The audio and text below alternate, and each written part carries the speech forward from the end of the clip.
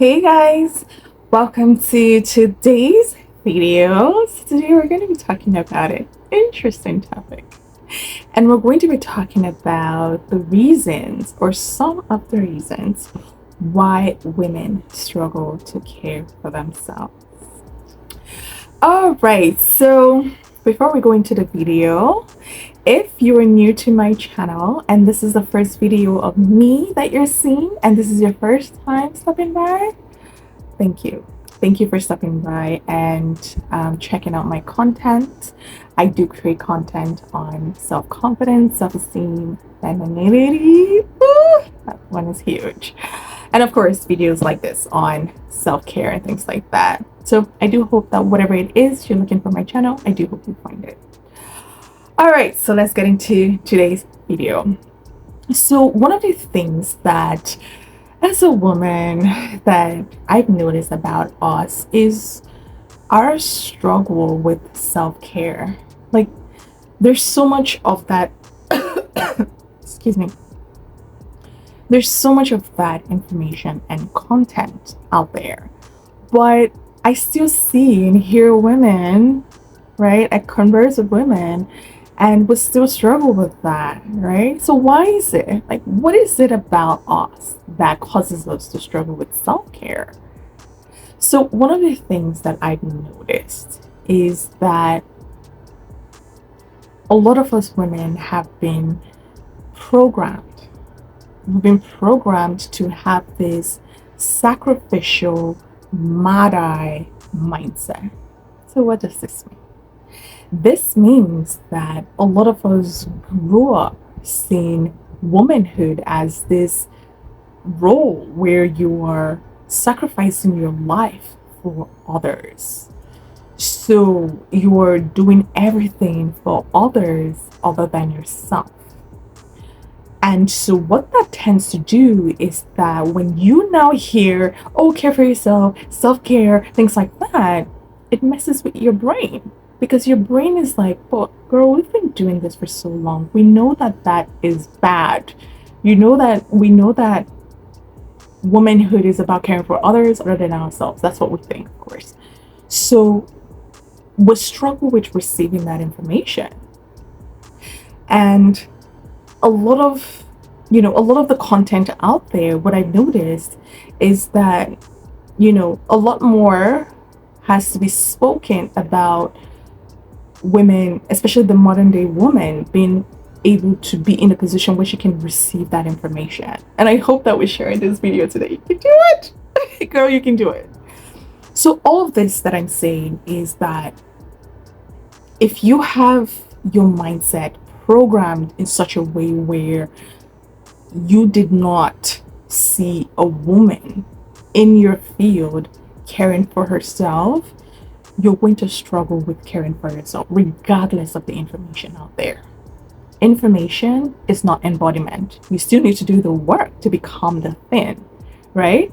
But you're going to have to do more work when your mindset is the opposite, right? Of course, we all know that womanhood, femininity has nothing to do with being a Matyr. Like, I'm not even sure where that came from because I can't even explain how we got that information. Where we got that information from. But let's leave that table. We'll shake that table another day. Let's focus on today's message.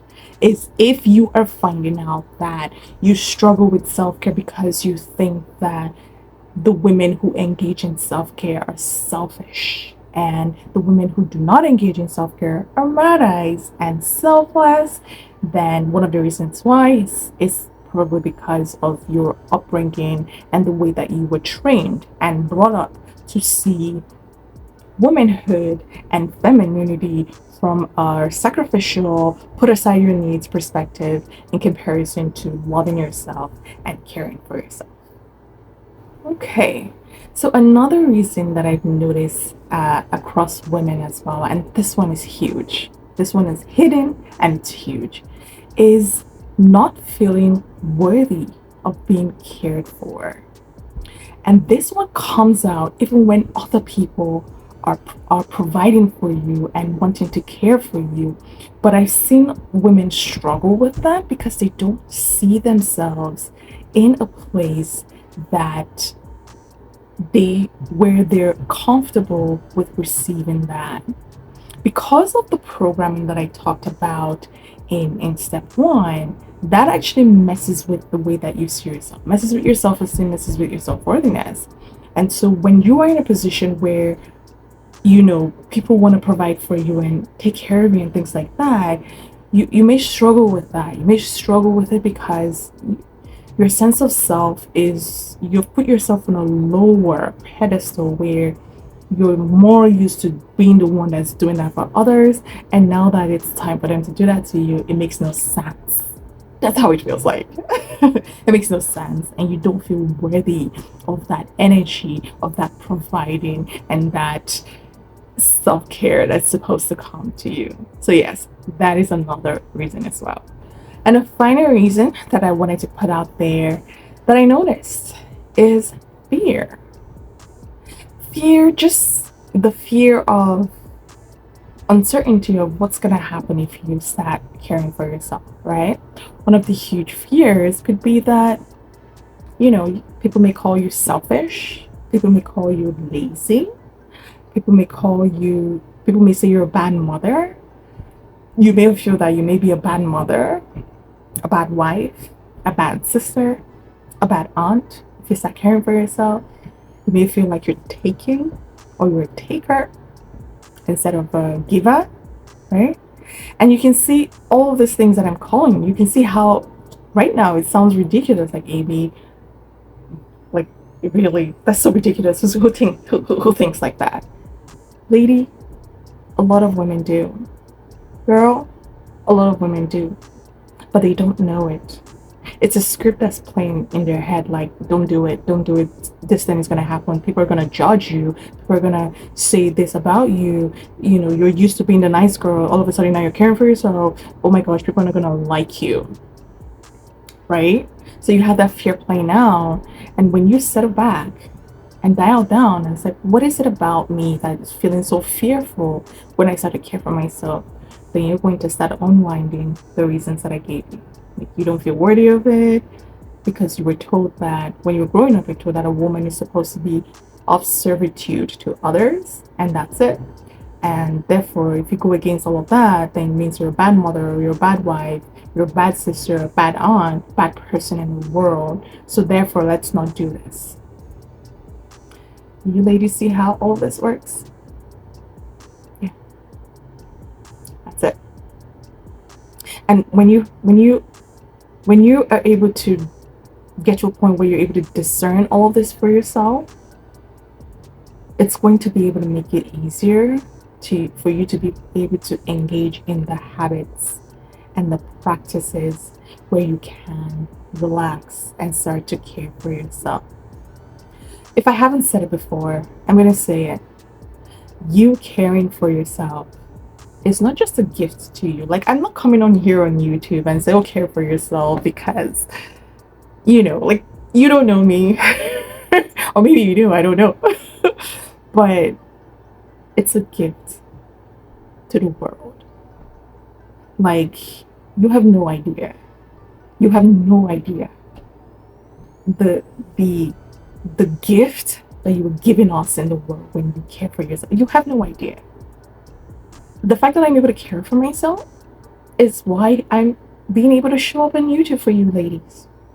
It's because it's the reason why I'm able to have time to rest and relax and take care of myself and be able to give from my overflow, right? It's why, when a woman is healed and you go out, people receive that light and your presence transforms lives. You don't even need to talk. Just people seeing you and feeling your presence, it's going to transform their day. So, in as much as, I can I know sometimes I can get into you ladies' hair sometimes. You know what? It's out of love, okay? It's out of love. But on a more serious note, it's because I've seen what it can do. Like when one woman changes, she can change a whole universe. Okay. Yes, she can change a whole universe.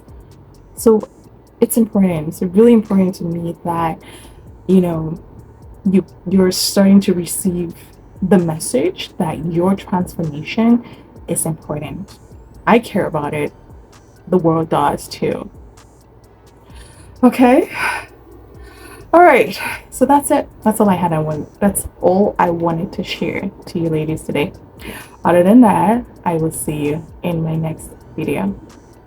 Bye.